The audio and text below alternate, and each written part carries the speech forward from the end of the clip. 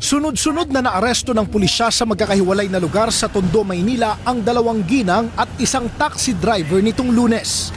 Ayon sa Manila Police District, mga miyembro ng Ativan Gang ang 3 na nambiktima ng isang babaeng Singaporean noong April 11. Ito yung tinatawag nating Ativan Gang, kung saan yung mga binibiktima nila dito kalimitan puro mga turista. At ipinapainom nila ito at nakakaroon ito ng pagkahilo o disoriented ng pakiramdam nitong ating mga biktima dito at magagawa na nila yung kanilang mga masasamang balak. Sa investigasyon, namamasyal sa Binondo, Maynila ang biktima ng lapitan ng 2 babaeng sospek. Nakipagkaibigan umano ang mga sospek sa biktima hanggang ayain nila ang dayuhan na mamasyal sa Baclaran. Sumakay sila ng taxi. Sa kalagitnaan ng kanilang biyahe, nakipag-selfie pa ang mga sospek sa biktima. Maya-maya, pinainom umano ng isa sa mga sospek ang Singaporean ng juice. Hindi na umano naalala ng biktima ang mga sumunod na nangyari.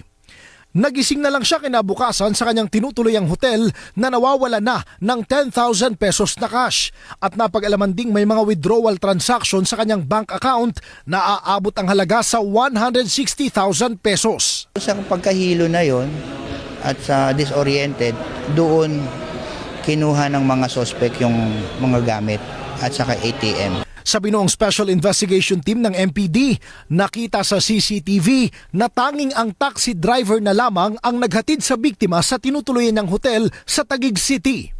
Dahil naman sa kuhang selfie, natunto ng mga otoridad ang mga babaeng sospek.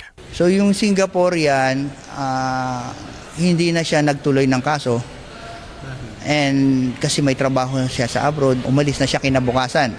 Bagamat hindi nagreklamo ang biktima, napag-alaman naman ng otoridad na may warrant of arrest sa Biñan, Laguna ang isa sa mga babaeng sospek dahil sa kasong pagnanakaw.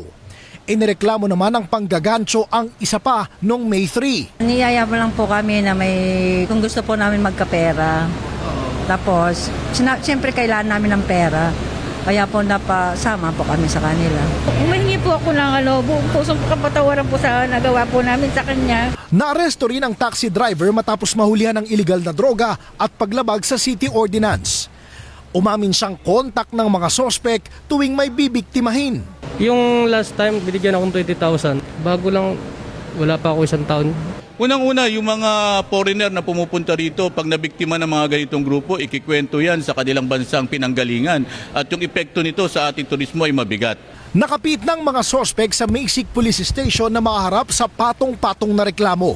Patuloy naman ang investigasyon ng pulisya sa posibleng mga kasabwat pa ng mga sospek.